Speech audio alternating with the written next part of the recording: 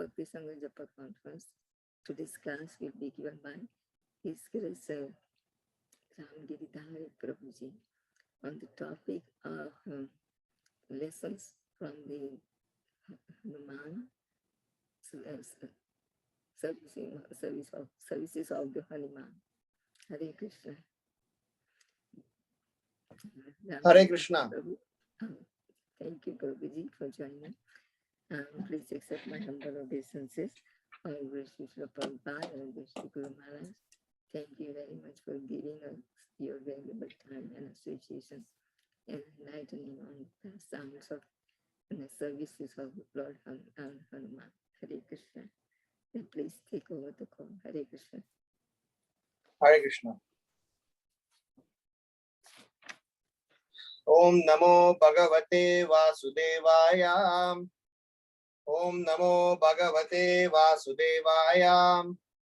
Om Namo Bhagavate Vasudevaya. Ramaya Ramabhadraya Ramachandraya Vedase Raghunataya Nataya Sitaya Pataye Namaha. Manojavam Marutatulya Vedam Vegam Jitendriyam Buddhimadam Varishtam Vadatmajam Vanarayudamukyam Shri Ramadutam Sirasa Namami. Anjaneya Madhipadaladanam Kanchanatri Kamaniya Vigraham Parijata Tarmula Vasanam Bhavayami Bhavamananandanam Yatra Yatra Raghunatha Kirtanam Tatra Tatra Kridamasta Kanchanim Pashpavami Paripurna Lochanam Marutim Namata Rakshasatakam Buddhirbalam Yashoderyam Nirbhayatvam Arogata Ajatyam Vakpadutpanja Hanumat Smaranad Bhavet Anjana Nandanam Veeram Janaki Shokanasanam Kapishamakshahantaram Vande Lanta Bhayantaram. Om Ajnana Timirandasya Jnananjana Shlakaya Chakshurun Militam Yena Tasmai Shri Gurave Namaha. Nama Om Vishnu Padaya Krishna Preshtaya Bhutale Srimate Bhakti Vedanta Swaminiti Namine. Namaste Saraswati Deve Gauravani Pracharine Nirvisesha Sunyavadi Paschatya Deshatarine. Jai Shri Krishna Chaitanya Prabhu Nityananda Shri Advaita Gadadhara Shri Vasadi Gaura Bhakta Vrinda. Hare Krishna Krishna Krishna Hare Hare Hare Rama Rama Rama Hare Hare. Shri Rama Bhakta Hanuman ki jai. Srila Prabhupada ki jai. Nitai Gaura Premanande Hare Hare Bol. First of all, please accept my humble obeisances. All glory to Srila Prabhupada. So, we are going to learn some lessons from Hanumanji. I'm sure, like any other great, glorious Vaishnava, there is no end in learning things from Sri Hanuman. And especially the contribution of Hanuman, the entire Ramayana, is actually very unique and very special. One of the most interesting aspect of Ramayana is Sundarakanda. So the Sundarakand is so special that whilst glorifying Lord Rama, Valmiki lands up in glorifying Hanuman. So I'm sure everyone will agree with me that how much ever we hear, how many times we hear about Ramakatha, Ramayana, it is always ever fresh, ever glorious. So even though whatever I may share, you all may be knowing them, you all are familiar with the stories, but still it is going to be an interesting one to learn. Since it is the topic where we are supposed to discuss the lessons learned, so we will try to bridge it with stories as well as learnings. So instead of just doing a katha, we'll have katha blended with some lessons from the life of Hanuman. So it is going to be bits and pieces of different anecdotes to highlight several lessons that we are going to learn. We will see how much ever we can do the next 1 hour. The first and foremost thing I want to say here is, with the blessings of Srila Prabhupada,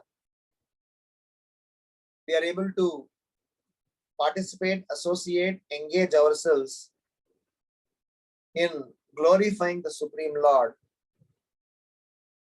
That because of his blessings, we are able to do something insignificantly significant. In fact, we can draw lots of parallels between Hanuman's entire service vis-a-vis Srila Prabhupada's too.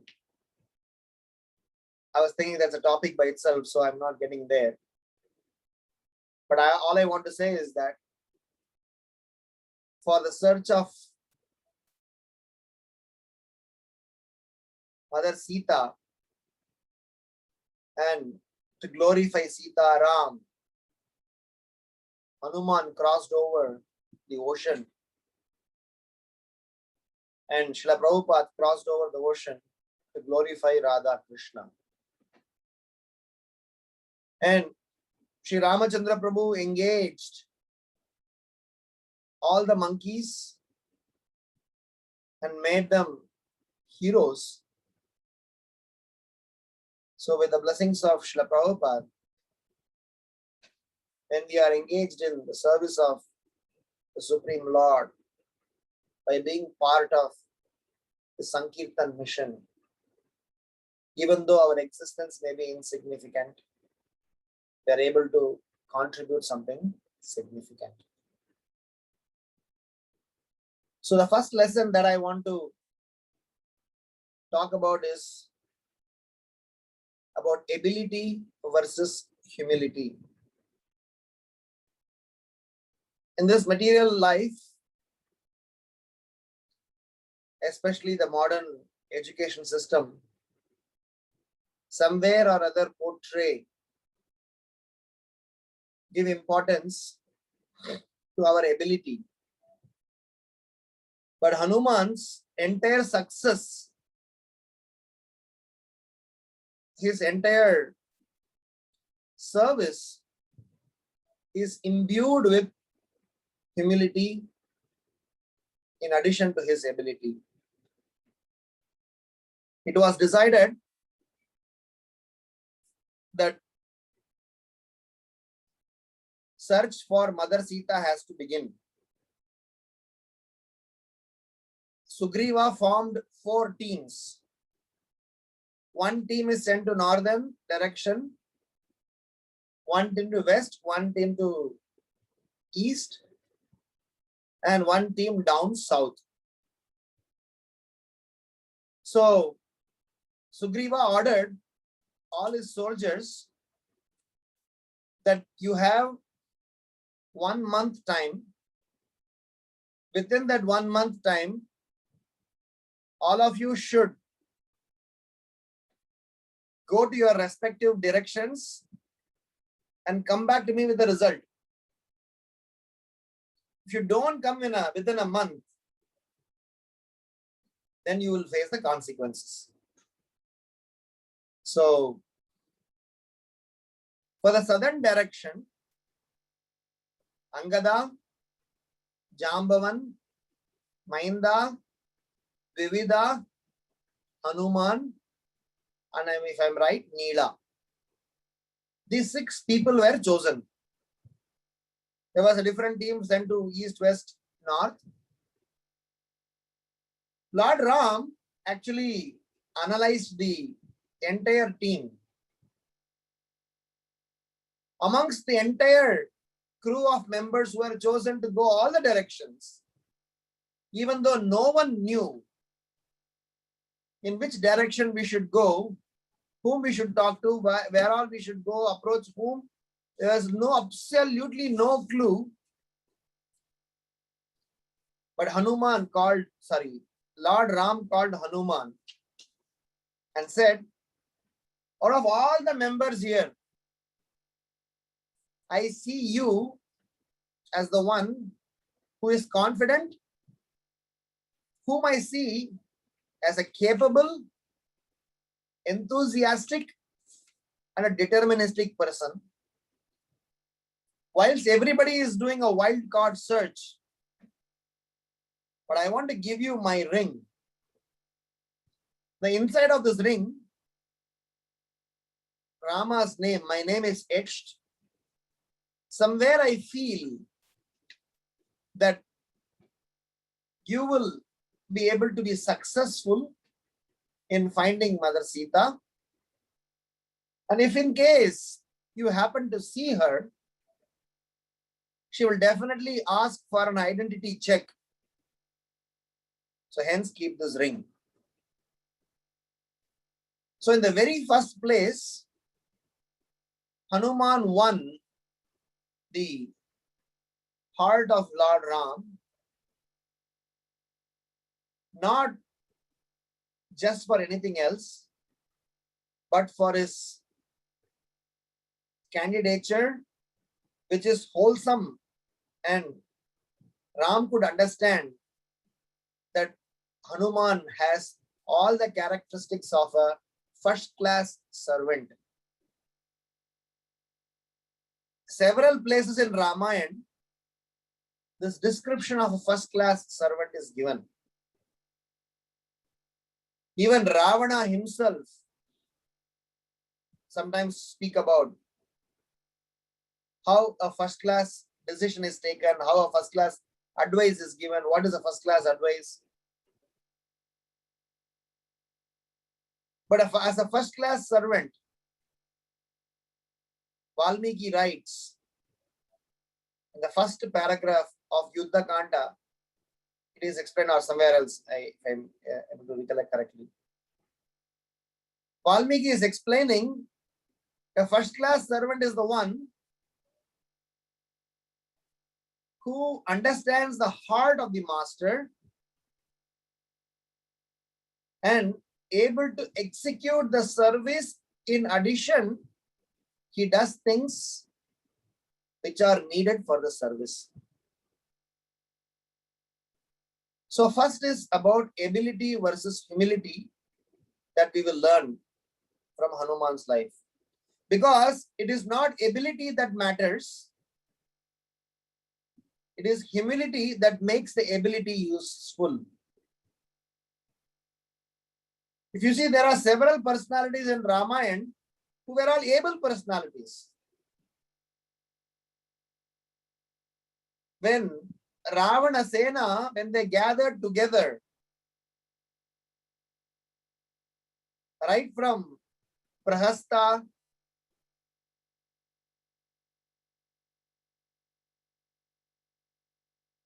all his other friends, they were all appreciating Ravana, how powerful, how able, how great, glorious personality he is. He need not worry about fighting with Lord Ram, because Ravana got a bit concerned after Hanuman's act in Lanka. So a first-class servant is the one who does things knowing the heart of the master. So this entire southern army, southern team came down all the way down south from Kishkinda, and they were unsuccessful. So they were all very upset, and because they couldn't have any clue of where is Mother Sita, so they were all very much disturbed. And Angada said that probably, I am not interested in returning back. So I want to come back. I mean, I won't go back. I want to give up my life here. So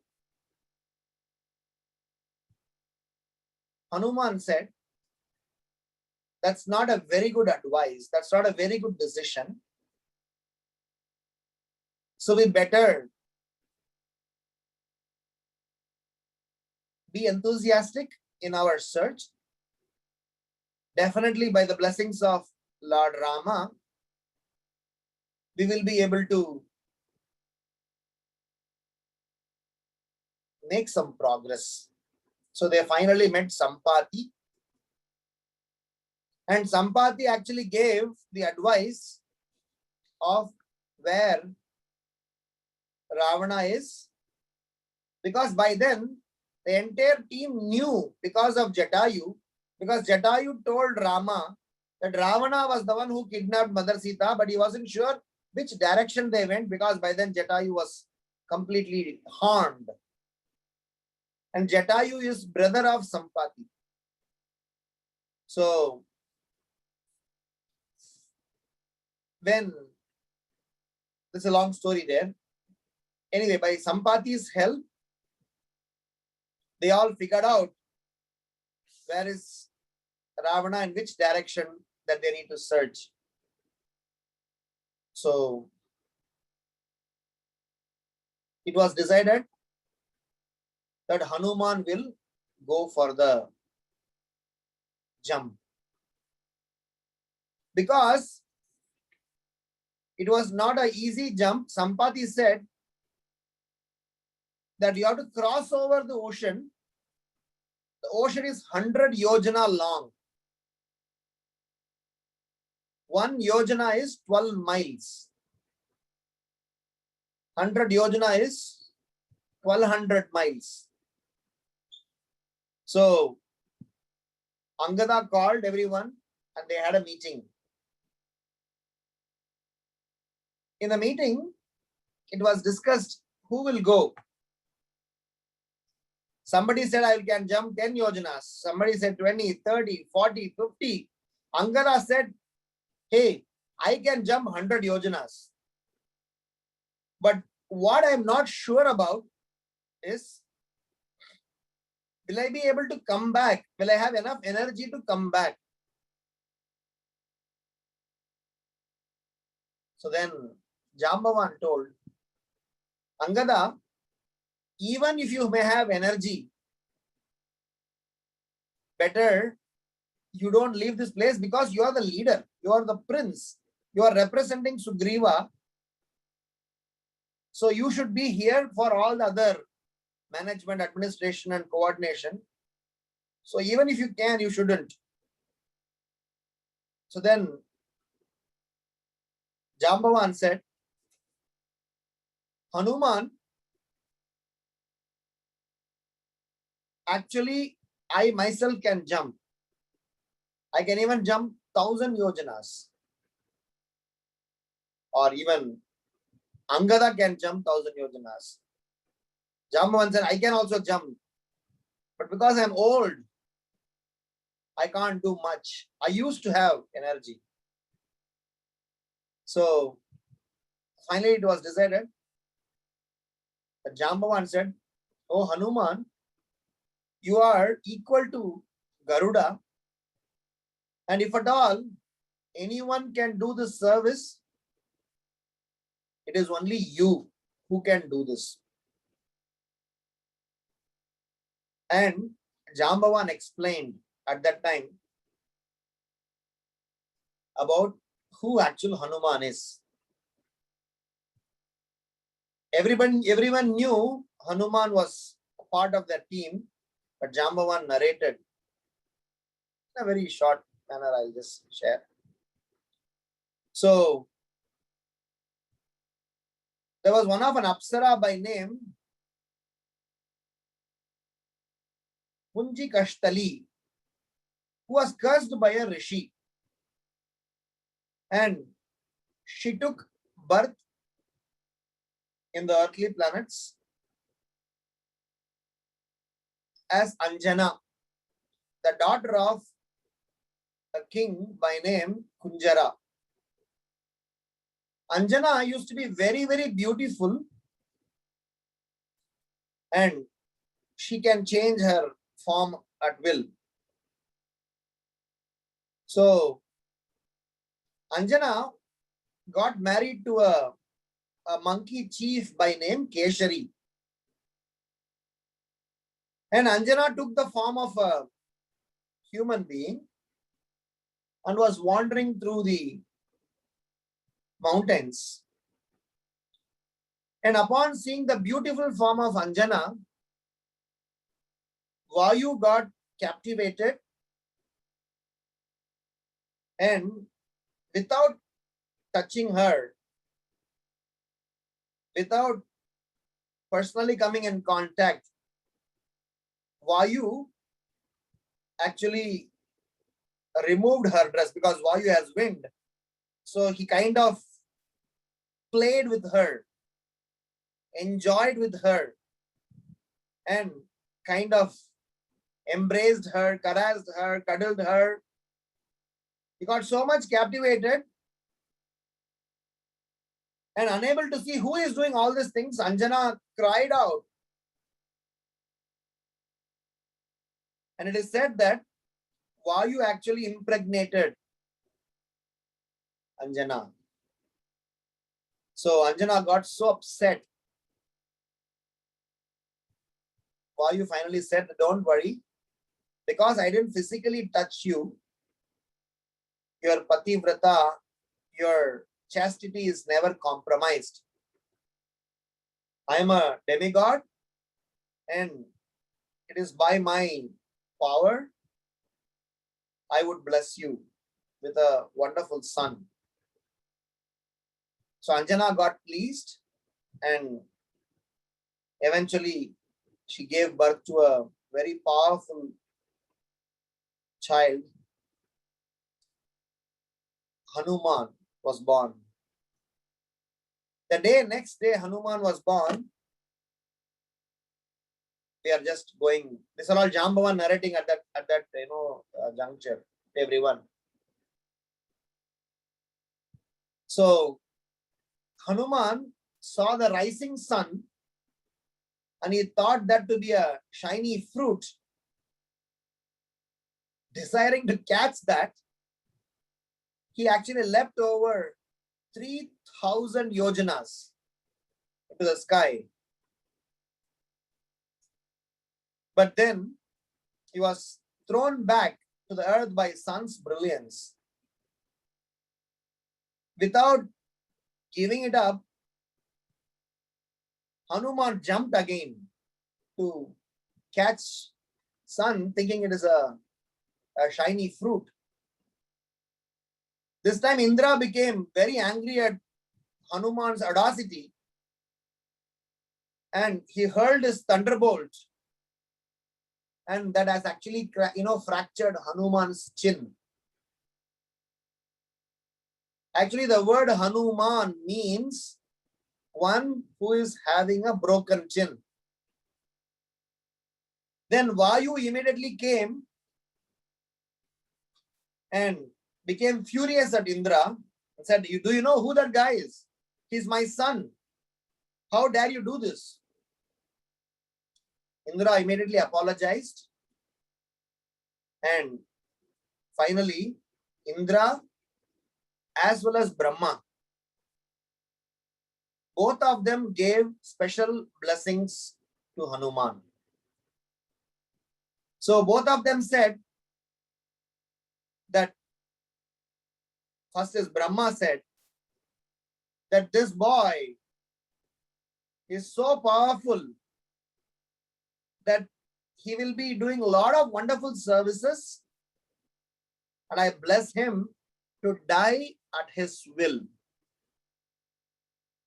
As well as Indra, who also blessed Hanuman. So Jambavan narrated to everyone that his ability is unfathomable. He is so powerful that he is the only right person, because if Sampati's information is correct, because Sampati seems to be fully aware. How Sampati knew? Because he witnessed when when Ravana was dragging Sita away. So he witnessed the whole scene. So Jambavan said, my dear Hanuman, you please do this service. And Hanuman immediately agreed. He offered his obeisances. He immediately surrendered, prayed to Lord Ramachandra, chanted his names, and he immediately decided to take a leap. Valmiki explains the whole Sundarakanda is starting by Hanuman's humble prayers. Hanuman's strength is explained. Hanuman's power is explained. Hanuman's blessings was explained. But when Hanuman began to do his service, his offering his obeisances to Surya, Indra, Vayu, as well as to Sri Ramachandra Prabhu.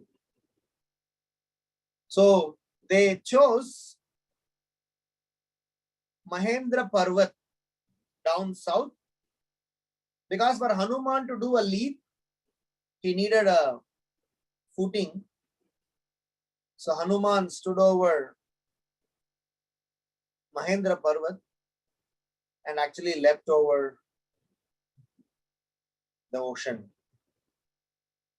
It is explained that when Hanuman did this, it actually crushed the entire mountain down, and even the residents of this mountain were, fleeing out of fear.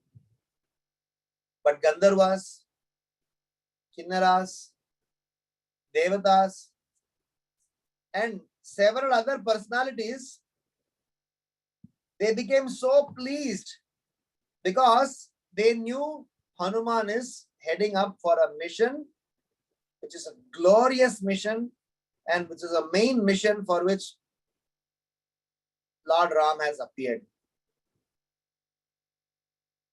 When Hanuman actually leapt over, he did not even cross 25% of the ocean. At that time, there was a mountain by name Mainaka. This Mainaka mountain actually sprung up from the middle of the sea and said, my dear Hanuman, I am very pleased with you. You are doing a very important service and you have a long way to go. So why don't you stay? I'll give you some resting place for you. It's 100 yojana long. Why don't you have a break? Just stay for some time. I have my debts to offer to your father who helped me once. In the earlier Satya Yuga, we were all mountains who used to fly, and we had wings. So we used to fly places, but all the rishis and munis, they went and complained Indra, saying that if these mountains are flying on top of the head, we are all afraid. What if this mountain is going to fall upon us? So Indra literally chopped off everyone's wings. But with your father's help, somehow I was given shelter in this ocean here. So I am indebted to him. So as a reciprocation, I would like to offer you a sitting place.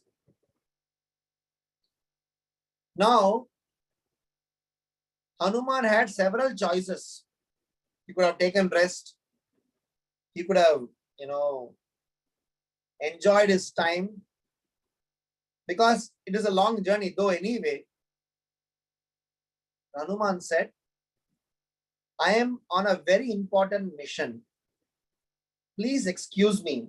I cannot dare stop, because I promised my other fellows, I promised my Thakurji, my Prabhuji, my master Shri Ram, that we'll come back pretty soon with a message of Mother Sita, So I will not be able to spare any time, and I cannot waste a single moment.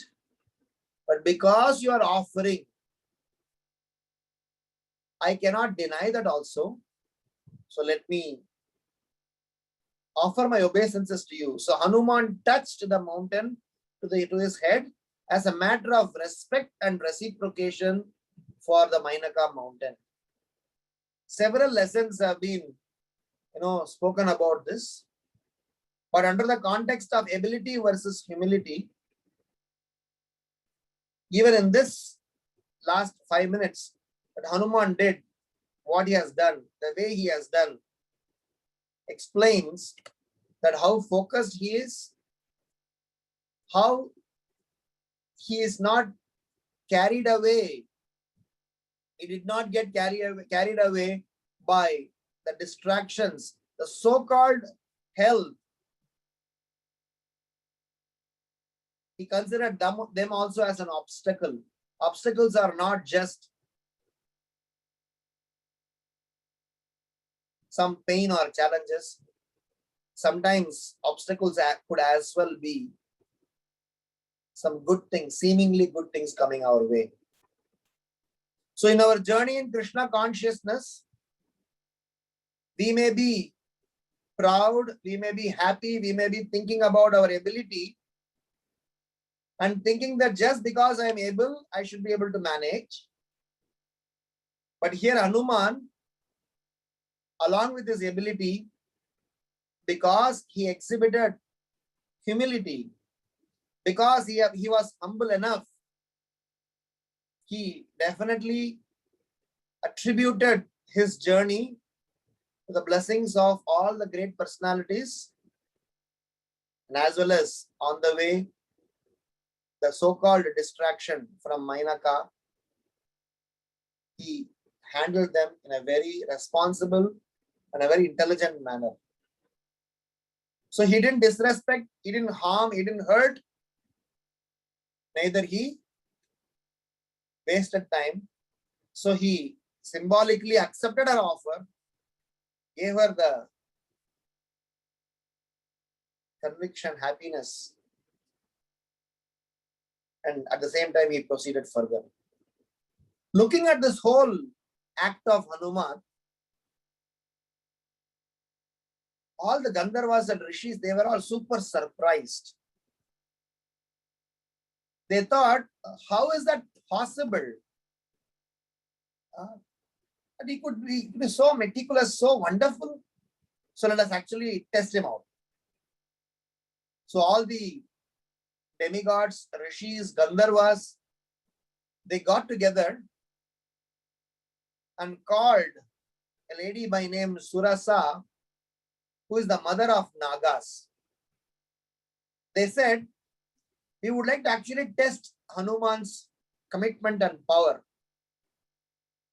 because this is going to be a glorious service, and let's make it further more glorious.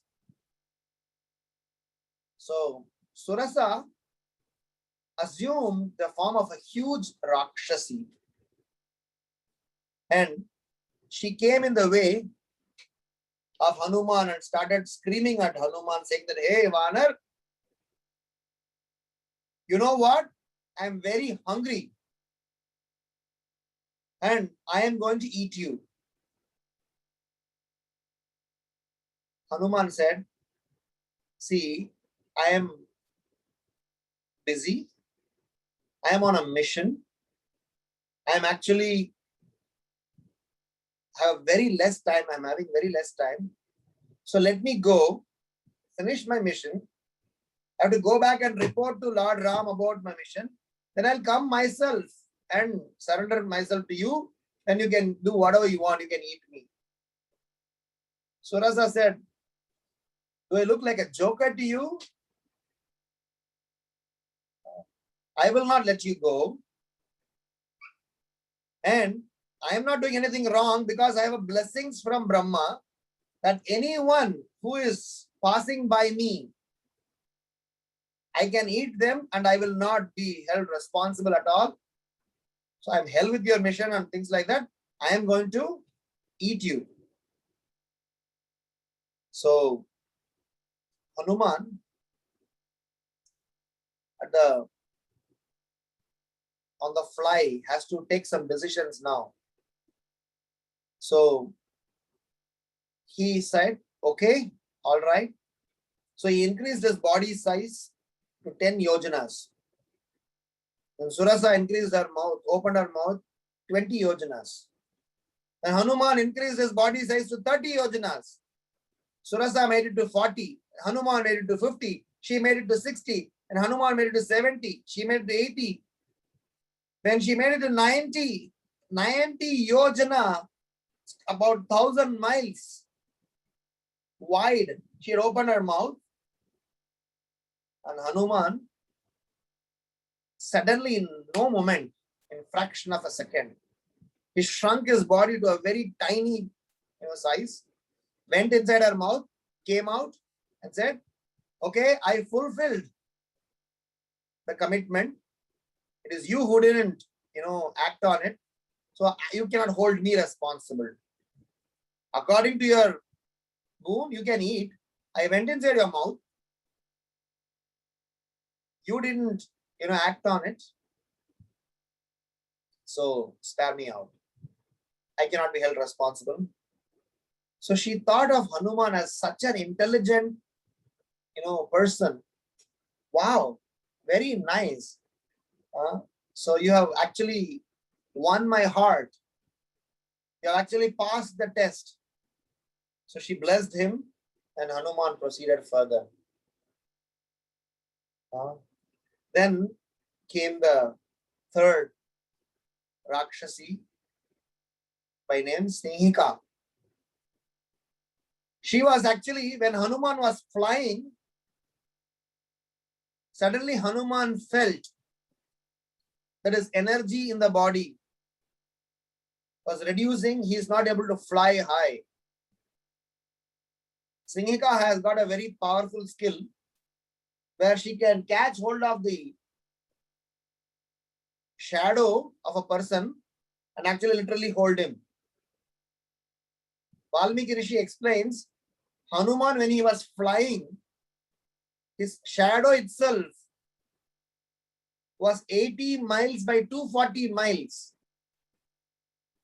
That huge he was. So she pulled him down. So Hanuman thought, who is disturbing me? And this Rakshasi scrumped and said that I'm going to eat you and you cannot cross beyond me. You are going to be my food.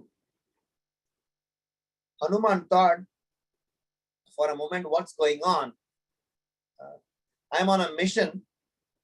Why she is wasting all my time? So he originally thought of the same strategy that he did for Surasa. But then finally, he decided to not waste further time. He made his body too short, went inside the Rakshasi's mouth, went inside all the way till her chest, used his claws, ripped her apart, in no moment killed her and went to finish his jump and reached the Trikuta Parvat. This entire journey,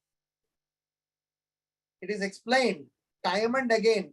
Rama, Jambavan, Sita Mata, several other people have acknowledged what has been done can be done only by Garuda, if at all anyone else can be named. It's a very crucial, amazing jump it was. And Hanuman did them. And all the while, he was chanting the holy name of the Lord. So now let's consolidate the learnings under the title Ability versus Humility.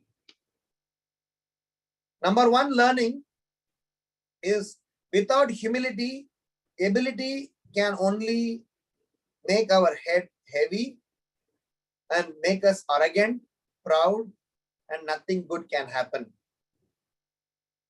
So Hanuman was not relying on his ability. Hanuman actually complemented, supported, and gave his ability a new phase, new effect using his humility. Just because Hanuman was humble enough, he could accomplish this task of a jump. Along with this humility, Hanuman had thoughtfulness. In our journey to Krishna consciousness, Srila Prabhupada always expected us to be a proactive and a thoughtful devotee. Prabhupada was very concerned or very particular that we devotees don't be a honest fool or a lazy fool. Prabhupada was okay as to be a lazy intelligent. Prabhupada was upset on two people. Lazy fools, Prabhupada was upset. Srila Prabhupada was also upset on somebody who is busy intelligent. Srila Prabhupada says both are useless. But a person who is actually intelligent and not wasting his time with sense gratificatory things, so he is a first class person. So Hanuman, apart from humility, he also showed the sign of proactive and thoughtfulness in handling Mainaka, Surasa, and Singhika. All three are considered as obstacles on the path of Krishna consciousness in some way or the other. In our journey to Krishna consciousness, there may be obstacles come in the form of credits, glorifications, reward, power, position, favor. But a person who is focused, Vyavasayatmika buddhihi ekeha kurunandana bahushaka hi anantasya buddhayo vyavasayinam. A person who is single-pointedly focused in his service, bahushaka hi anantasya, he is not going to be distracted.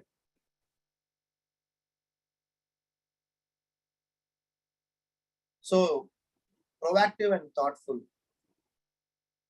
And third, in his journey to in the league, first Mainaka was a offer favor. So we divided this into three. Obstacle can come in the form of a favor. Obstacle can come in the form of a challenge as Singhika, and obstacle can come in the form of a examination, pariksha. All the three is possible in our Krishna consciousness. You may be rewarded and distracted. You may be challenged and distracted. You may be examined. You may be, evaluated. Srila Prabhupada writes in Bhagavad Gita 4.34. In the purport, there are 7 points that Srila Prabhupada is writing. One of them is the spiritual master reveals the transcendental knowledge to his disciples. 1, 2, 3, 4, 5 on several points writing. One of the point is after due evaluation about his surrender to this process. So in our journey, we may have rewards and appreciations. We may have challenges and trials and tribulations.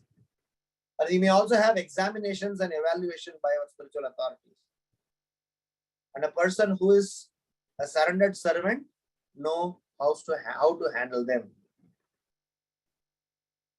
And the most important aspect of all of them is in the ability versus humility. Hanuman did not waste one single moment of time, and he was using his intelligence absolutely with only one single focus, that how can I effectively serve Lord Ram? Because Valmiki Rishi elsewhere says, a person who acts on a good counsel's advice, evaluating all the criterias, he's a first class one. A person who acts based on just some aspirations, based on some just general perception, is second class. A person who takes decisions purely based on whimsical thinking is third class. So Hanuman did the entire act based on the good counsel, good advice, good direction given by his seniors, because he knew that he has to come back in a very specific amount of time. So ability versus humility is in itself a capsule of these lessons where we have to apply in our own Krishna consciousness, that our ability alone won't help. We need humility. We need to be proactive as Hanuman, because in our service to Krishna consciousness, we can never be a lazy fool. We have to be using our intelligence. And the way the intelligence is used is about being thoughtful, not just arbitrary. Hanuman could have given several reasons, several excuses, blamed several people, but he didn't. And last but not least, Hanuman's intelligence was focused purely to satisfy Lord Ram, and there were no intent of personal name, fame, credit, and stuff like that. The second lesson that I want to, or the second important point I want to share is about how knowledgeable Hanuman was. What happened was, Angada decided to kill himself because they didn't get any clue of it. Angada said that now we do not have any way to go further. So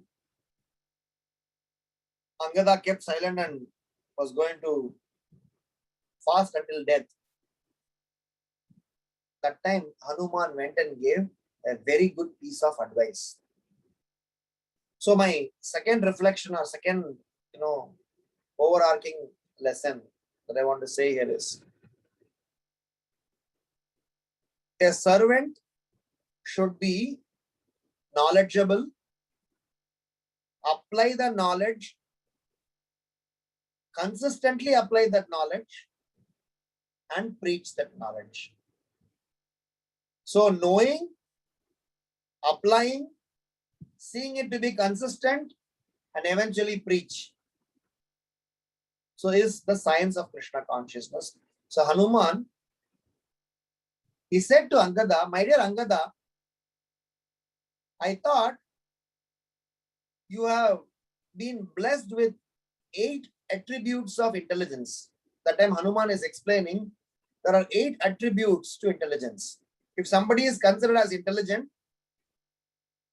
so these 8 attributes should be considered to check if the person is intelligent or not. So he's saying, what are those 8 attributes? Number 1, intelligent person will have an inclination to hear what others have to say, have the capacity to hear what others say. First is inclination to hear, second is actually hearing.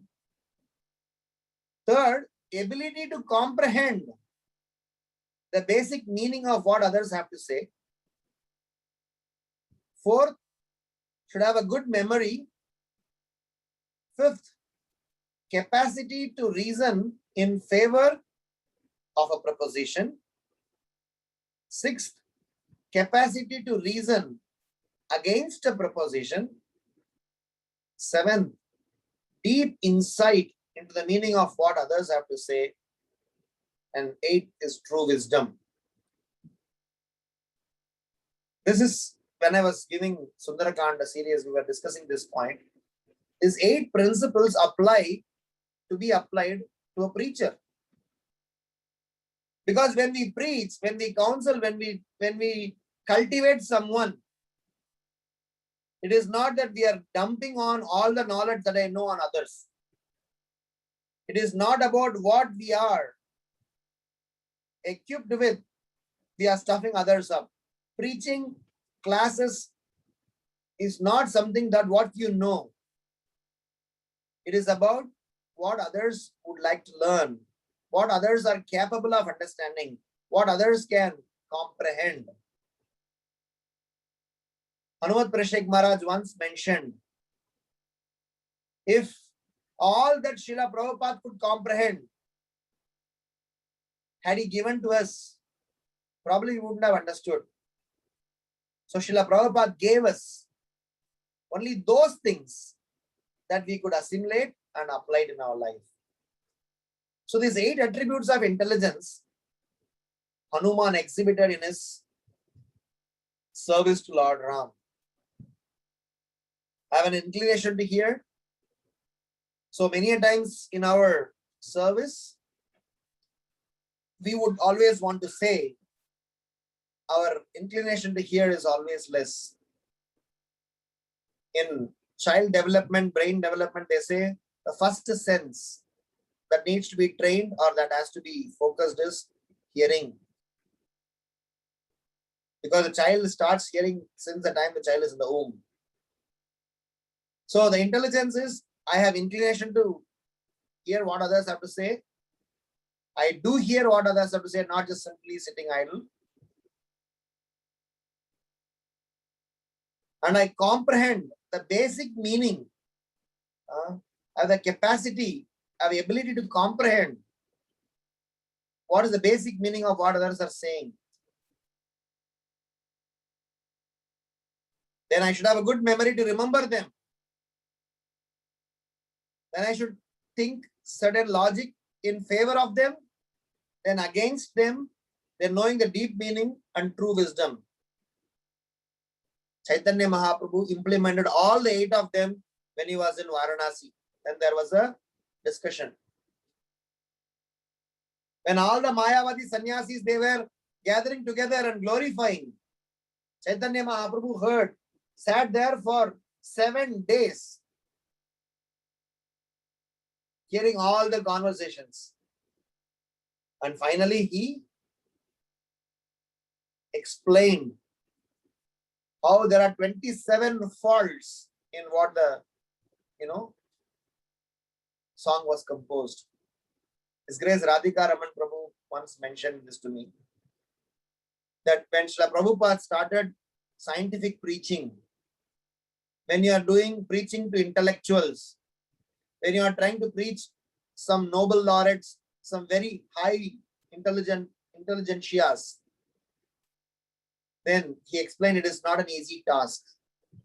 We may have to patiently hear what they say. We may have to assimilate. We may have to comprehend what they say. All of them could be nonsense, but you may have to still do that and eventually come up with a proposition and respond them back. So Hanuman explained this to Angada. And further down, Hanuman said that every time when you want to take a decision, decisions are not supposed to be taken arbitrarily. Hanuman said, "Oh Angada, you know what are the 4 political expedients?" So he said that you need to understand. He was explaining about Samadhan, Beda, Danda. So just don't try to sulk in your journey, in your service. There may be several obstacles. There may be several situations that you may be faced with. But you need to know how to handle them in a very intelligent manner. So Hanuman is teaching Angada, telling Angada that please try to handle them in that way. And Hanuman further goes on to explain the 14 characteristics of great personalities. We will separately, sometime list them. But the point I want to drive home here is Hanuman, just by his intelligent conversation with Angada, he gave a very important lessons to all the practicing devotees on how they need to conduct themselves, handle themselves, utilize their intelligence in their service to Guru and Gauranga. I'll give another episode for this. Hanuman was in Ashokavana, and when Hanuman searched the entire Lanka before going to Ashokavana, he searched entire Lanka, nowhere he could see Mother Sita. He got so depressed, he got so upset. What a useless servant I am. How am I able to go back? All this endeavor of jumping here is now effortless. It's become useless. Then finally he found Ashokavana. He went there, and by the time he spoke to Sita, from the time he found Ashokavana, he did all these 8 things there. Because he actually witnessed everything there. He was actually very patient because he knew it's a daytime for me now. If I actually go there and unnecessarily just create some scene, it may be a trouble for Mother Sita. So he somehow figured out, based on the description, based on the scene that he saw, because Hanuman also saw when he was in the Rishyamukha mountain, when he was sitting there, when Ravana carried Mother Sita, at the time also he saw, but he didn't have a very close contact or close, but he saw that based on his distance vision, he could make out that this might be Mother Sita. But before he got into the act, he actually witnessed the entire scene. He chose, I should take this whole thing very carefully. Trijata spoke to Sita. All the Rakshasis spoke to Sita. Ravana spoke to Sita. Sita Mata herself started blabbering. Everything Hanuman sat there and patiently heard. Ravana made so many offers. Ravana said, I will give you everything that you want. I'll give you 2 months' time. Hanuman got so upset that he was almost like jumping down from the tree and wanted to kill Ravana then and there. But he very patiently heard, saying that I am here for a mission. I am not supposed to act whimsically. I'm supposed to use my intelligence prudently. All the Rakshasis, Ravana went and told them, you somehow convince her. Provide her whatever she wants, but somehow convince her. So all the Rakshasis came and spoke their own logics. Mother Sita started crying, weeping. Hanuman could not tolerate all of them.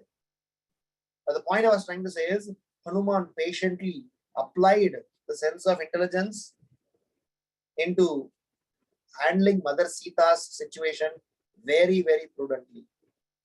He sat there.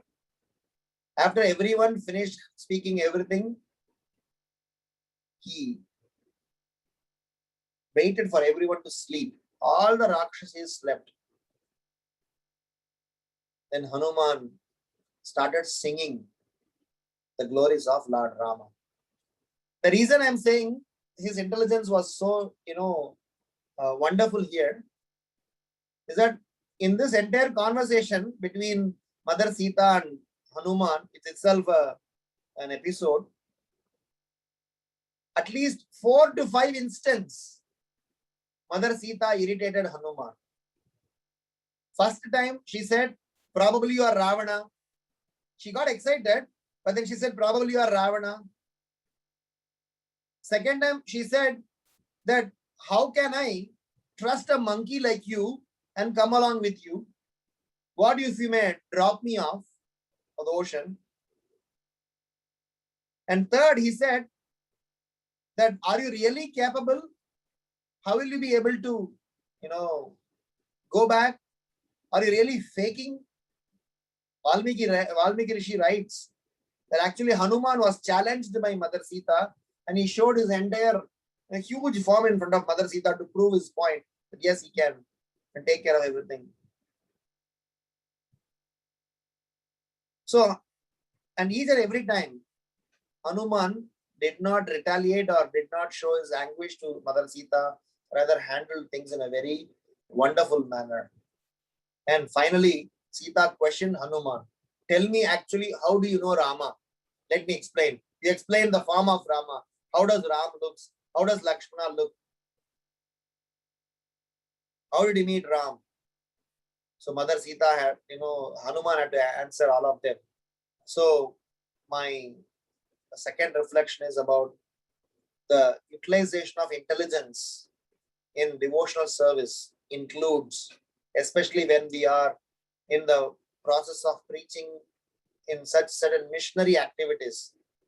Because Hanuman was in missionary activities, we are also supposed to be serving in Srila Prabhupada's missionary activities, Chaitanya Mahaprabhu's missionary activities. We need to know how to utilize this 8 aspect. We should have inclination to hear. We should actually hear properly. We should be able to comprehend what others have to say so that you can properly teach them. You should have proper good memory, and you need to make sure that you have proper logic, both for and against, and understand the deep insight along with true wisdom, so that we are not getting carried away with all the other logics. We are able to assimilate and express Krishna consciousness properly. Srila Prabhupada explained this in one of the morning walks. Srila Prabhupada said that we as the practitioners of Krishna consciousness movement, we need to learn to utilize the resources created by so many such, scientists and scholars and several people, even though they may accuse that we are utilizing their, efforts. Prabhupada says the real intelligence is utilizing all those resources and engaging in Krishna's service. So I would like to conclude my second reflection and the last one to say that in our journey to serve Srila Prabhupada, in our journey to be part of the missionary activities, we should go beyond sentiment. We should go beyond emotions. We should go beyond all the so-called fanaticism, and we should be very objective and make sure that we apply the applications that our acharyas have given in a manner by which Krishna is glorified rather than any other side agenda. And Hanuman, actually before he left Ashokavana, he assured Sita Mata more than several times, saying that we will come back very soon. Lord Ram is very, very powerful, and my being here is also by the blessings of Lord Ram only, is not just by my power. So I would like to conclude the session just by summarizing that we discussed 2 sets of lessons. First lesson is under the title of ability versus humility, wherein we spoke about being humble, being proactive, being thoughtful, and being intelligent enough to make sure that we are doing service only for glorifying the Lord, not for the purpose of any personal agenda. And in the second reflection, we discussed about how when we are in the process of doing missionary activities, we need to apply the sense of intelligence in a manner by which the mission is accomplished rather than our ego, rather than any of our portions. So Hanuman made sure in his entire journey of searching for Mother Sita, in Lanka especially, utilized his intelligence very, very effectively, including teaching a lesson to Ravana about who Ramasena is. So thank you so much. And if there are any questions or comments, I'll be happy to respond. Shri Ramdut Hanuman ki jai, Hanumat Jayanti Mahotsav ki jai, Srila Prabhupada ki jai, Nitai Gaura Premanande Hari Hari Bol. Hare Krishna. Hare Krishna, Prabhu. Thank you so much, Prabhu. It was a very interesting class. A lot of points, especially about ability and humility from the different instances in Hanuman's life, you covered so beautifully. Thank you so much, Prabhu. It was like as actually a lot of insights about his life and how he handled different situations and how he was such an inspiring personality. Thank you so much, Prabhu, for accepting this invitation and detailing us about the life of Hanuman. It was actually very interesting to know a lot of things about Hanuman's advice, how he gave advice to different people, especially Angada was very interesting. Thank you so much, Prabhu. Hare Krishna. All glory to Prabhupada.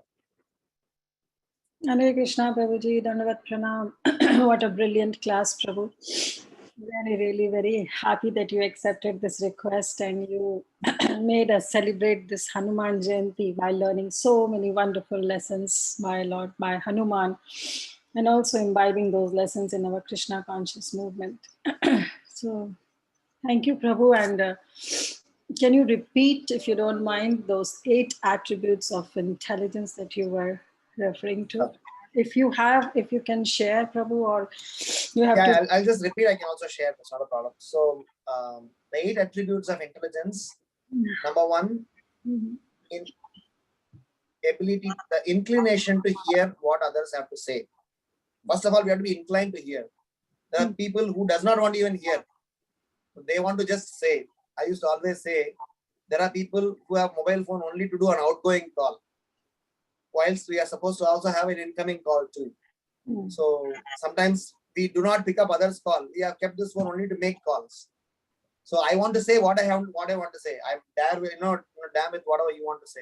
That's a very, very bad mannerism, even in terms of normal human beings. So the 8 attributes of intelligence are inclination in what others have to say. I very clearly, vividly remember what Radhika Raman mentioned. I mean, we were discussing in our education conference in Houston. And then he mentioned this point. He said that when we have to preach to intelligent people, when we have to preach to scholars, scientists, you cannot just shut their mouth. Keep your mouth shut till you follow whatever I say. That's not the way you're supposed to preach. They are also equally intelligent. They are, for accomplished people. So, and Srila Prabhupada wanted us as a preaching movement to be a very intelligent movement, not a sentimental preachers. So that's where I picked up these points. So number 1, inclination to hear what others have to say. Ability to hear what others have to say. I have to hear actually. Third is ability to comprehend what, the basic meaning of what somebody said. You don't even comprehend what they are saying. It's just going on top of your head. There's no use. 4th is good memory. 5th is capacity to reason against a proposition, and 6th is capacity to reason for a proposition. Suppose somebody is making a point. So you have to know, I need to speak for and against. I suddenly remembered Chaitanya Leela. Chaitanya Mahaprabhu, when he was in Navadvip, running his grammar school, when he used to go to his school, Chaitanya Mahaprabhu used to do this to his own students. He used to speak for a logic, convince everybody, then he used to go and counter that logic and convince others. And then he'll further counter his own counter and still convince. So people will get confused. Oh my God. So people will say, no, don't even come to me. I cannot, follow you. That's how he used to play. But eventually, later stage in his life, he said that Krishna consciousness is not just learned by argument. It is only by application. So anyway, the 6th point is the for and against proposition. For was, for a proposition. It's 1 point, against a proposition. Then 7th one is about ability to understand the deep meaning and insight of what others have to say. And last but not least, the most important is true wisdom. Hanuman is saying all these 7 points should be based on true wisdom, which means you need to know what is true wisdom is. Krishna Surya Saman Maya Hara Antahar. Godhead is light, nescience is darkness. Wherever there is Godhead, there is no nescience. That is why Prabhupada said, back to Godhead.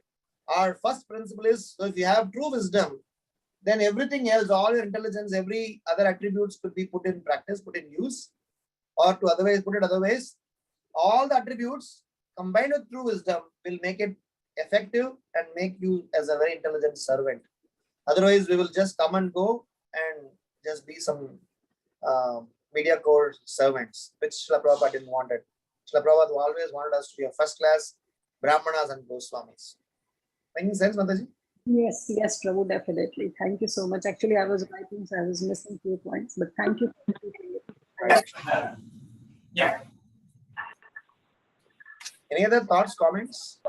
Yes, Hare Krishna Prabhu.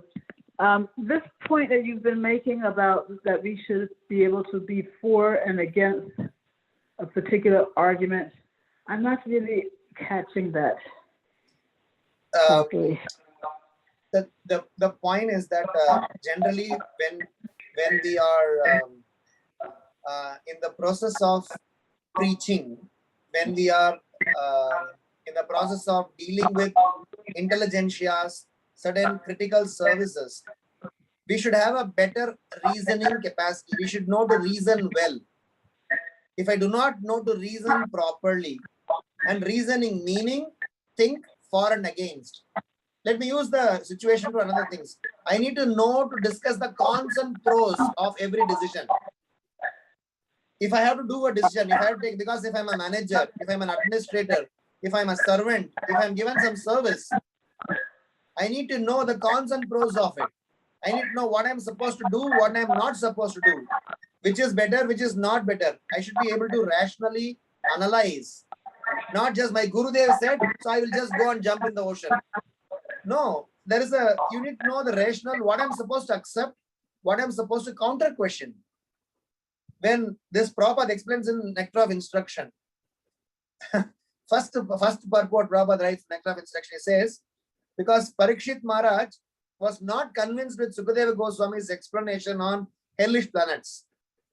Parikshit Maharaj said, what you said is not very convincing to me, my dear sir. You explained about effects of all the hellish planets, but what is the use of them? You also said after they finish their punishment period, they come back and become another normal jiva. Where is their transformation? When they will transform? This is not a very convincing logic. So tell me something higher. Can you imagine? Sukadeva Goswami is teaching Srimad Bhagavatam. Parikshit Maharaj is putting forth this question. And that time Sukadeva Goswami responded, yes, you got the point. I was actually testing you if you are very attentively hearing this. This is a very typical example of, thinking, 360 degrees, or you say, analyzing this point. Just because Sukadeva Goswami said, yes, what you said, I'll make a notes of it. No, he said, Prabhu, what you said doesn't make sense. Tell me something higher. So then Sukadeva Goswami is narrating about several pastimes. From 6th canto, you see so many new stories Sukadeva Goswami is explaining. Prabhupada explains, that's a first-class servant. The first-class servant is the one who is able to, counter question. Because in the materialistic world, Maya actually will come and give you logic. Hey, once let us go for some enjoyment. Once let us go and have some party. What is the big deal? In Vritrasura's pastime, first aspect of Vritrasura's pastime, what was Indra's argument? My Mangalarti is over. My morning 16 rounds are over. My Guru Puja is over. My Prasadam is over. Now I'm watching satellite TV. What I mean to say is, Indra was sitting in the courtroom and enjoying the dance of the Apsaras. In his head space, he's thinking that all my sadhana is over. Now I can enjoy and watch TV. That's when Brihaspati entered and he disrespected Brihaspati. So the argument I want to say, the reason these points are discussed is, in our service to spiritual master, in our missionary services, especially when you are dealing with some very, strategic and missionary services, especially those services that, Prabhupada gave to Bhakti Swarup Damodara Maharaj, Prabhupada gave to, several, leaders of those days. who had to deal to establish Krishna consciousness movement. They have to use their rational. They have to use, very prudently at what place, what, principle have to be applied. So that's why reasoning for and against is important. Make sense?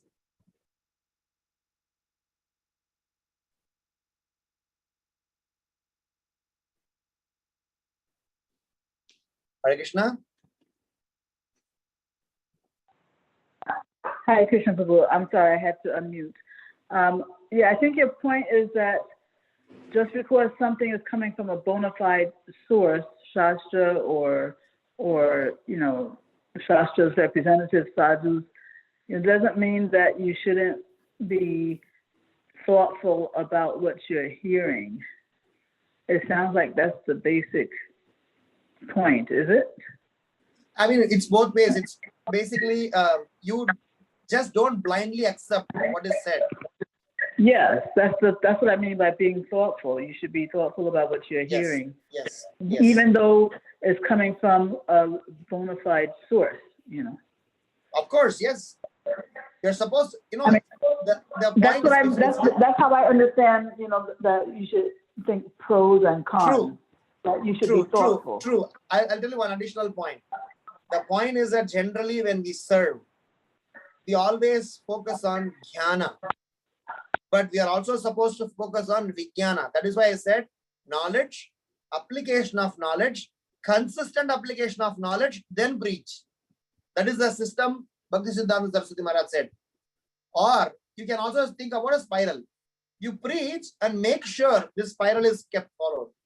I learn, I apply, I look at consistency, then I'll preach. So whilst I'm preaching, I learn, I'll apply, I'll consistently apply, then I'll preach. Because we may learn, we may apply, we may not be able to be consistent. Still, we have a problem. So this cycle needs a lot of prudence, a lot of intelligence. So that's why this point was picked up.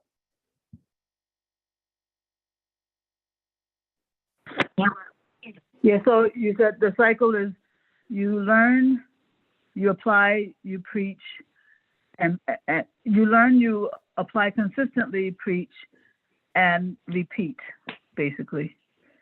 Yeah, so you can put it that way too. Mm-hmm. What I meant was you learn, you apply consistently, because you apply first is one step, and making it consistency is a regular endeavor. It is not an event, it is a process. Yeah. And then preach. Mm-hmm. Mm-hmm. And the way that connects to seeing the pros and cons of what we're hearing. How did you make that connection? The connection is that to make you help be thoughtful, because whenever you have to apply, when application comes, you have to be thoughtful, and thoughtful means analyze both ways. Right. Beautiful. Thank you, Prabhu. Hare Krishna. Hare Krishna. Any other questions or comments? Hare Krishna Prabhuji, Ananta Koti Dandavat Pranam, Srila Prabhupada Srila Gurudev ki jai, Shri Radha Gopinath ki jai. Yes, Prabhuji, you explained so nicely that what should our mood, whether we are not qualified in the eyes of Vaishnava, but we have to preach for the Srila Prabhupada pleasure, whatever we learn from the senior. And obstacles came in Vaishnava's life, and sometimes it's blissful. Before 5 days, I fall down, and it is 2 fractures in my hand, and whole the left body is so much paining. That is like a green patches in a body, but that is my last but karma. But I have seen that my daughter is started cooking. She is attending meeting and cooking. Prabhuji's Hare Krishna, Hare Ram, Jai Hanuman, Jai Ram, Jai Ambe, Shri Laddu Gopal ki jai, and he offered the water and fruits. And so all of the story, one is bringing all the grocery. So all of the story that sometimes obstacles came to become a blessing in a Gopinath home. And we should second, you explain about the from bottom of the heart we have to preach, and we have to rememberize whatever our senior Vaishnavas instruct us, and follow that instruction and preach whatever our level, Prabhuji.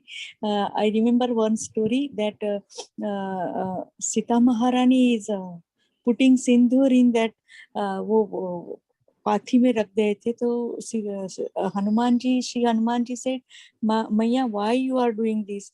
So Sita Maharani said, for Shobhagyavati and for long life of my Lord Shri Ram, and the second reason I forgot. Please to Lord Ram. Then Hanumanji is run away from there and cover his body with oil and sindoor and came in the sabha, and everybody is laughing to Hanumanji. But the tears came from Lord Ram and Srimati Sisi Radharani, that whether some are laugh or some are fun, but we should not stop to save Lord Ram, Srila Prabhupada, Srila Gurudev, Shri Radha Gopinath Seva, and from bottom of the heart we have to serve, like Hanumanji's determination, then Dheeraj, patience, and then determination, and so many lessons we learn. Our HG Prithvilasani is explained Ramayana. At that time, so much pain in my body, but it healed, Prabhuji. 2 hours she is explaining more than 60 or maybe 59 story, Prabhuji. So this is the power of association of pure Vaishnava. So we should always stay in the association of pure Vaishnava. Maybe one day qualified to explain whatever we learn from them. Hari Hari Gauranga. Thank you, Prabhuji, for today's class. Ananta Koti Dandavat Pranam. Srila Prabhupada, Srila Gurudev, Shri Radha Gopinath ki jai. Hare Krishna. You're such an inspiration to this entire congregation. I'm sure every day after the class, you may be giving your realizations, and that itself is a application for all of us. So thank you so much for being such an enthusiastic person, and your take care of your health. Praying to Lord Nrsingadeva for your quick recovery. Thank you. Any other Prabhuji. questions, Can you comments? please sing to? If there is a no question, can you please sing whatever you want to sing from your album? Sure. I'll sing one song.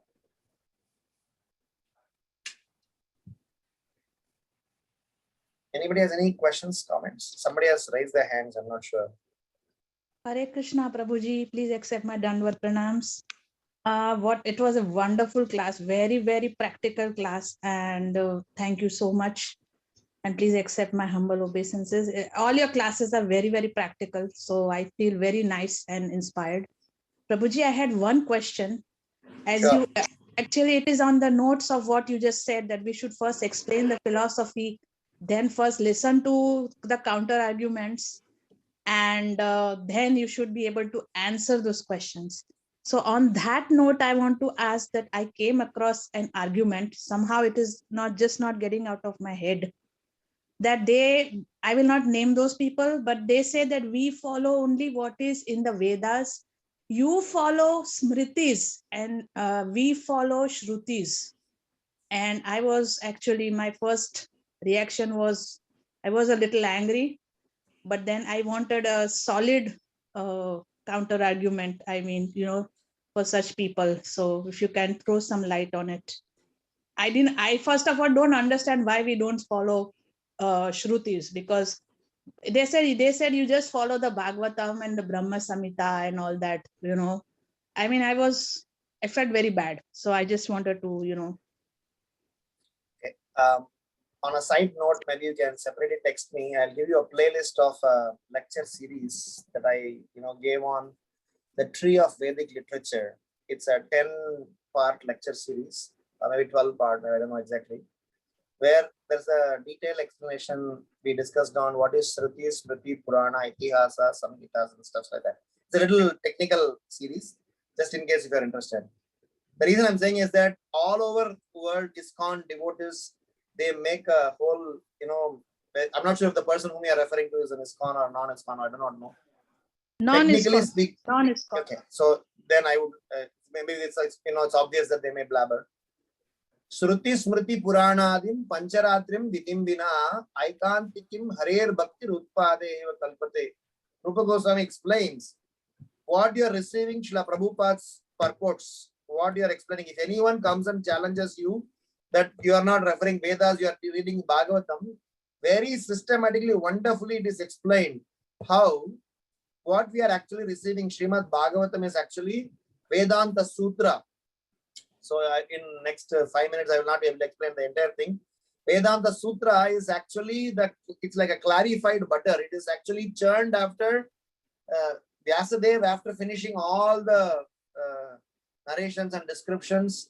This Vedanta Sutra was, and Srimad Bhagavatam is a natural commentary of Vedanta Sutra. So one straightforward answer is, if somebody goes through the purports, the explanations given by Srila Prabhupada and Gaudiya Vaishnava Acharyas, I can be saying this is on a very biased as well as an actual note. If people even think that we are very biased, so be it. But Srila Prabhupada, whatever he gave, is a sum and substance. It's a complete summary study of all the Vedic literature, Shruti as well as Smriti, as well as Purana, as well as Itihasas, as well as Samhitas, as well as everything for that matter. But when you know what is what in a bigger picture, then you will know how Srila Prabhupada actually, it's a funnel. Vedas started with only 4 Vedas, and finally it came all the way down till even to practicing Pancharatrika. Pancharatrika is actually code of conduct. Prabhupada not only gave the knowledge, he also gave code of conduct to apply that knowledge. For us, the code of conduct book is Bhakti Rasamrita Sindhu. Bhakti Rasamrita Sindhu is such a book, it's called Nectar of Devotion, where how the knowledge that you learn from Bhagavad Gita and Bhagavatam could be applied, where Rupa Goswami is talking all practical stuffs. So my response to anyone who have this question is, when we follow Gaudiya Vaishnava Acharya's literatures and scriptures, we are actually completely abiding by the entire Shruti Sastras as well as Smriti Sastras, as well as all the other, Ityadi side, etc. So we don't have time, energy, intelligence, capability to study all of them. Somebody have done that. So it is better to use the summary study of what we have got with. So that is why we are always claiming Srila Prabhupada's purports. Srila Prabhupada's books are very relevant, very important, and we have every argument.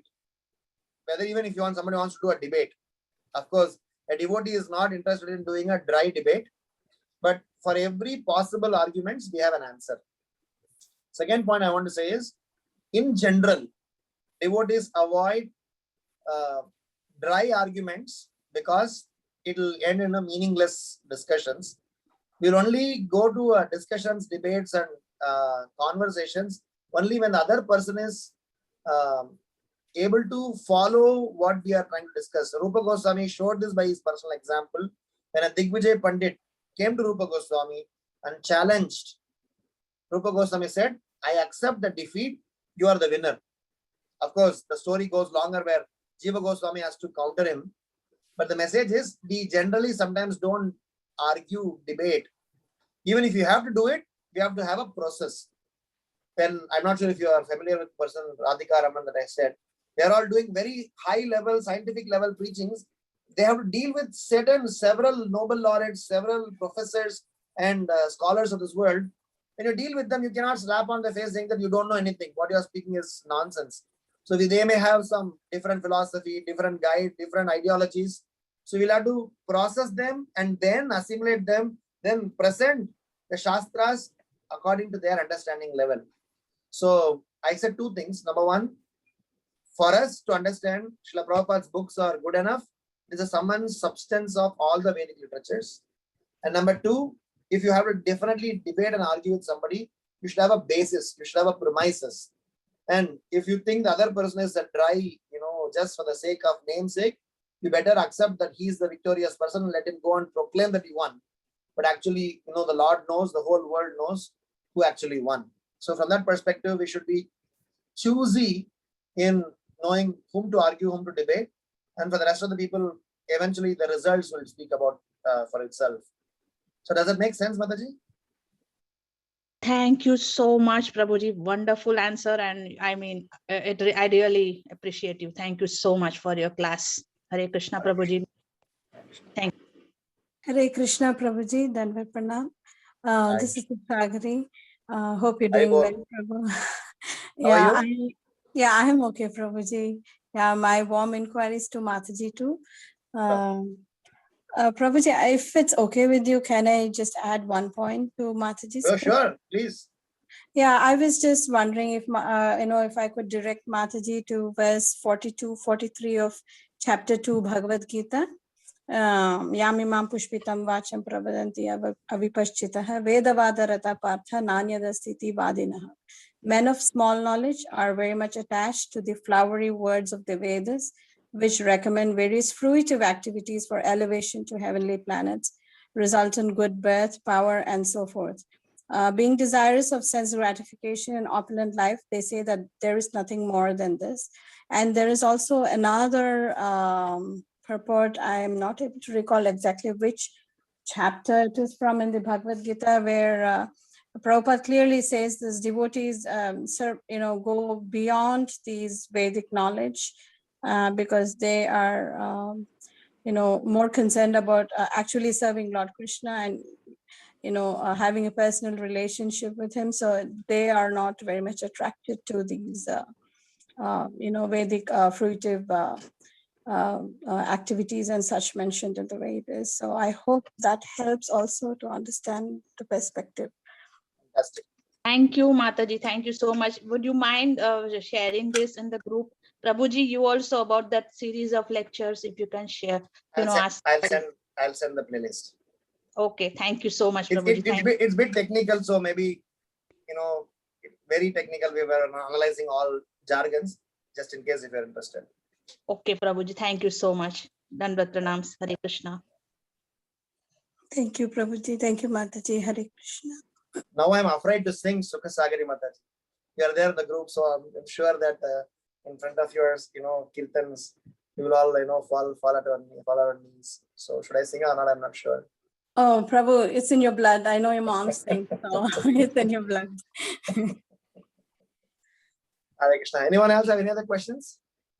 Hare Krishna, Prabhu. This is Harita. Dandavat pranams to you and all the assembled devotees, and all glories to Srila Prabhupada, Lord Krishna. Actually, it's very nice to hear, the whole explanation, internal explanation, what you have given about Hanuman's travel and everything. I used to listen this in the Sundara Kanda. Like he will be explaining her whole story of Hanuman traveling to Lanka and dealing with all the things there and coming back. But the way you have brought out the lessons from that, that is really inspiring, Prabhu. And I really do a lot of dhanavats to you. Thank you. Thanks a lot. It's been very enlightening. All glories to Prabhupada.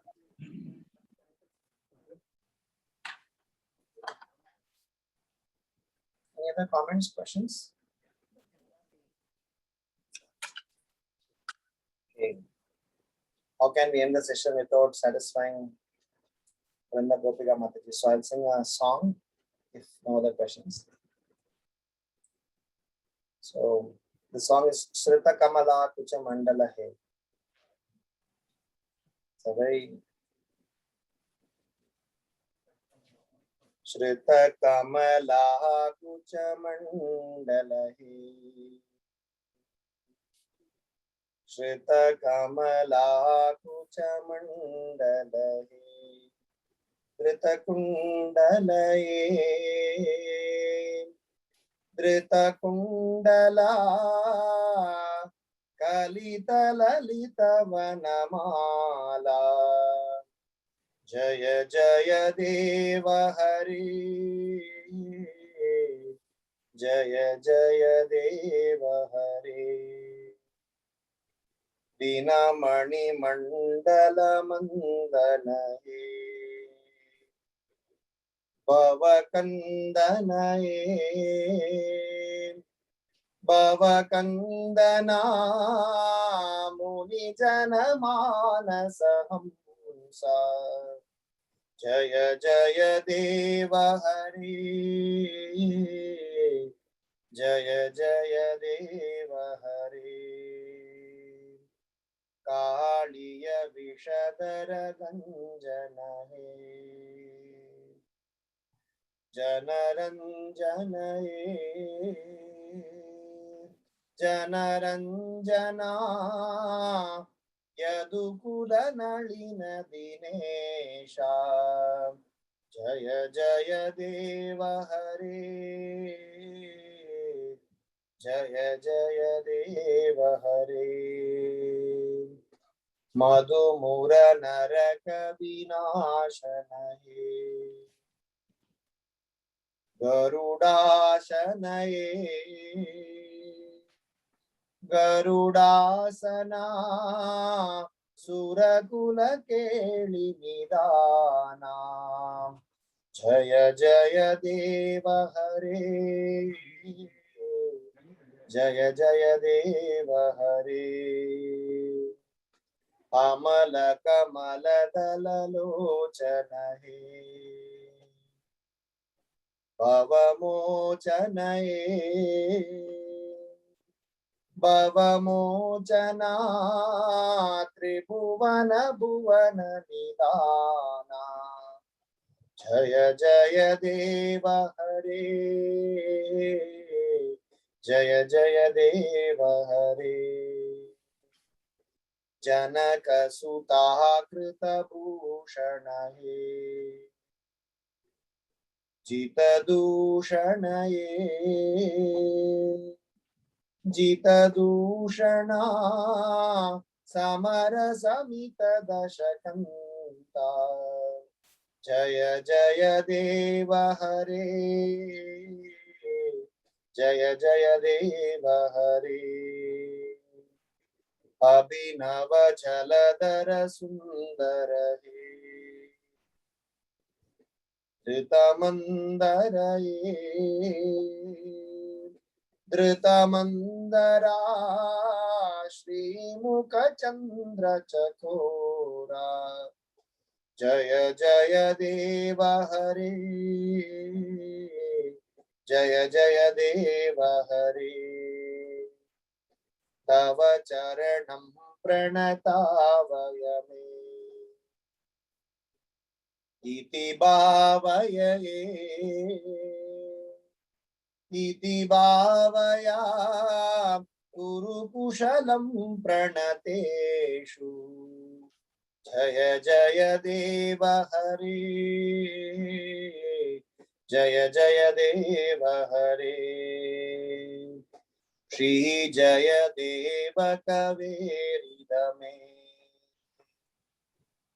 Kurute Mudame, Kurute Mudam, Mangalam Ujjvala Geetam. Jaya Jaya Deva Hari, Jaya Jaya Deva Hari. Jaya Sita Ram Lakshman Bhakta Hanuman, Jaya Sita Ram Lakshman Bhakta Hanuman.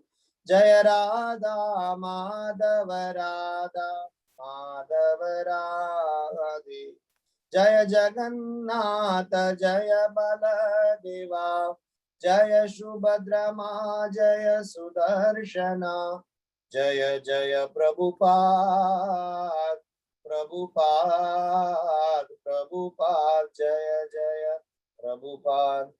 Nitai Gaura Hari Bol, Hari Bol, Hari Bol, Nitai Gaura Hari Bol. Hare Krishna. Thank you so much. Thank you, Prabhuji. Anant Koti Dandavat Pranam.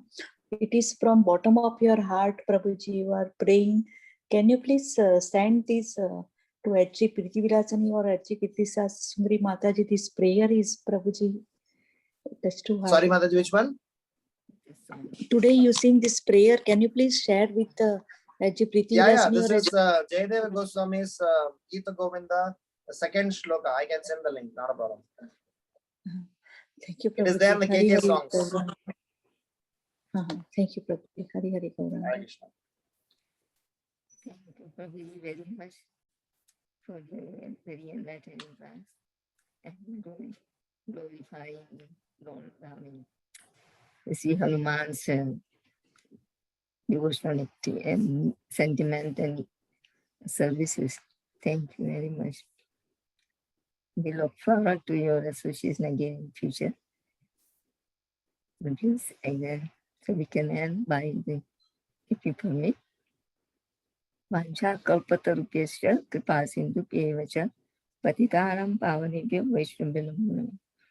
Shri Chaitanya Charitamrita ki jai, Srila Prabhupada ki jai, Ramayan की जय।